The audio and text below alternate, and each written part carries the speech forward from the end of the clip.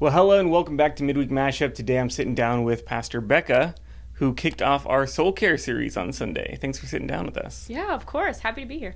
So we do this thing called Soul Care, incidentally about once a year. I don't think we plan it to be once a year, but it kind of just ends up being once a year. And every Soul Care series has a different topic to it. And so what was it that you kind of talked about on Sunday? Yeah, so probably a couple months ago, Eric had asked me if I wanted to preach on June 9th, and I was like, I'm open to it, but like, what is the topic? And he's like, well, we've got some flexibility. And I was like, okay. He's like, I think we should do a Soul Care series, but is there anything that you've kind of felt that's been on your heart or you've learned about in your, because I was in a cohort for 24 weeks, something like that, October to April. And he's like, is there anything from there that you learned that you'd like to share? And I was like, well, let me think about it. I think that was like a Thursday, and Friday was my day off, and I was like reading some books that I've been kind of mulling over, and one of them was Does God Really Like Me by Sid and Jeff, and I mentioned that in my sermon, and it dawned on me, and I was like, joy. I was like, oh my gosh, there's so many like poor representations of joy in sermons, and like it just needs to be deconstructed and reconstructed in a healthier way, because I think joy has been talked about in a very unhealthy way in the church for a long time. And so I was like, so then I texted Eric back and I was like, okay, I think I have the topic. I was like, what about this? And he's like, yes. And so like we kind of ran with it. And I'm really pumped for this series.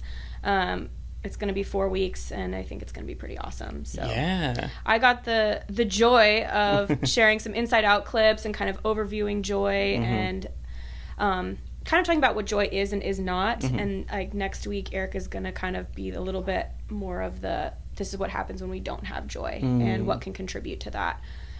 So a little heavier, but I think he's going to bring it in with some hope at the end. So, yeah, that's good. Yeah, it should be pretty good. Yeah, well, thank you, by the way, for making my job super easy with those inside out clips. Like, I could just, like, repost it, slap a Bible verse on it. Like, that's an Instagram reel right there. I felt bad because there was 2 clips, and I think we just went over the threshold of how long you can have, like, Disney movies in your message, and so we got like they're like nope, so Josh had to edit the clips out of my message for the YouTube whatever, but I was like, it's okay, it's fine, just go watch Inside Out. It's great. Yeah, it's fantastic. And the second one's coming out pretty soon, right? Yeah, I think it's tomorrow. Oh my gosh, go see Inside Out 2. They're not going to give us any money for that, but no, but hey, Disney, I'm available. No. Yeah, I really love those clips that you shared. I think someone like myself who has been in church for a while, grew up in Sunday school, when I think of joy, I think of I've got the joy down in my heart. Woo! Right? Oh, that was a core memory. Right? Yeah. And joy is kind of like this thing, like, oh yeah, you should just always be happy and have joy. Choose joy. Okay. But it's not exactly, right? Can you give us like the brief like summary of how you talked about joy and grief a little bit? How did those two things intermingle? Yeah, I think that's the thing is we've always just like, oh, just choose joy, just put on that happy face, and for me that feels like toxic positivity, or that feels like a facade. It doesn't feel real.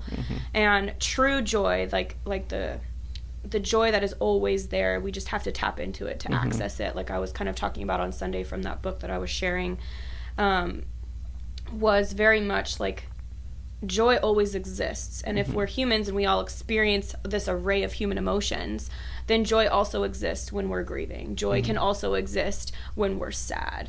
And I think that's why Inside Out was so great, is because it did such a good job of depicting that and how sadness plays into our life and how sadness sat with Bing Bong. And that's what our sadness, that's what our grief propels us to do, is to be human. And joy is great, but it's not always something that we can easily access. It's something that we do have to practice. It's something we do have to put work and energy in to find sometimes, not all the times, but sometimes.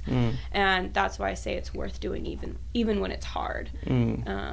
And so instead of it being this kind of toxic positivity culture around joy, I really wanted it to be like, no, this is a communal piece. Like, if you can't find joy, your community is going to rally around you and help you. If you're struggling with your sadness and your grief, like, your community is going to be there to support you, like that kind of thing. Because it is communal. It's not something, you know, sometimes we need people to hold up our hands for us in this posture of, like, I'm just stuck. I think back to... it was in the Old Testament. Was it Moses who was praising God but couldn't hold up his hands, or was it Elijah?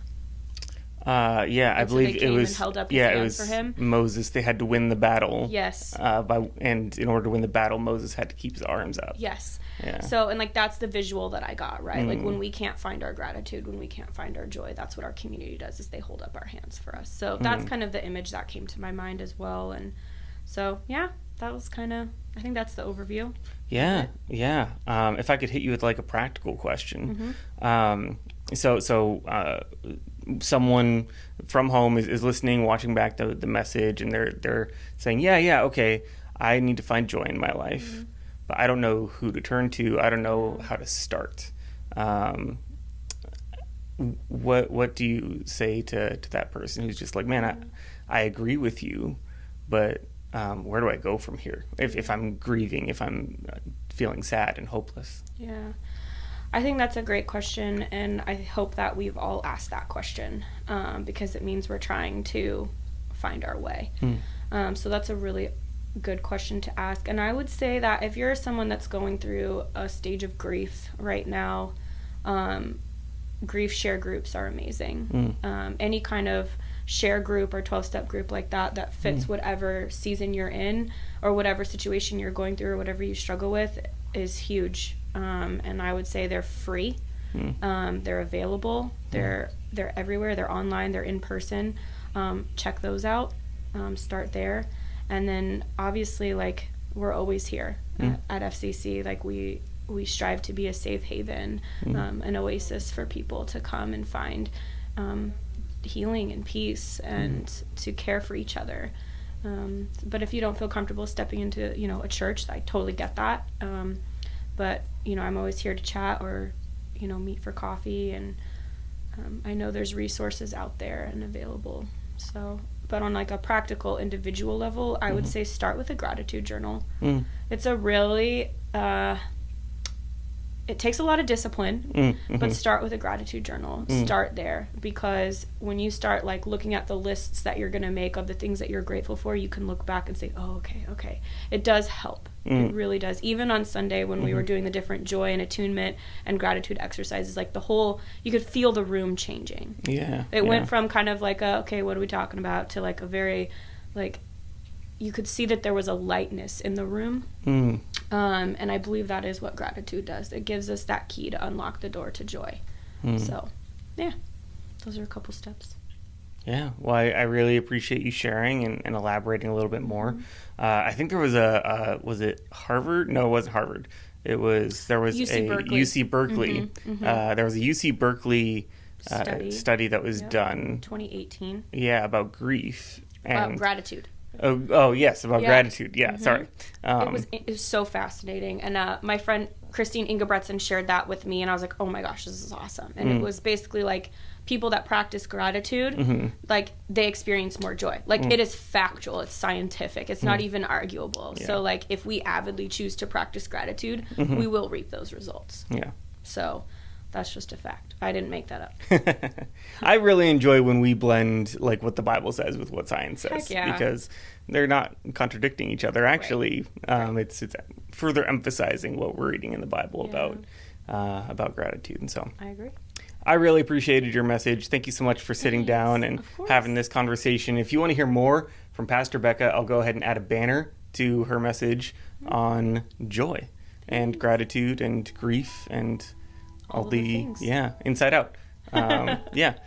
Watch the message and then go watch Inside Out. And then go watch Inside Out too, because we're big Disney fans. So. Oh yes, very much so. Thank you so much for watching. We have some more content for you right here.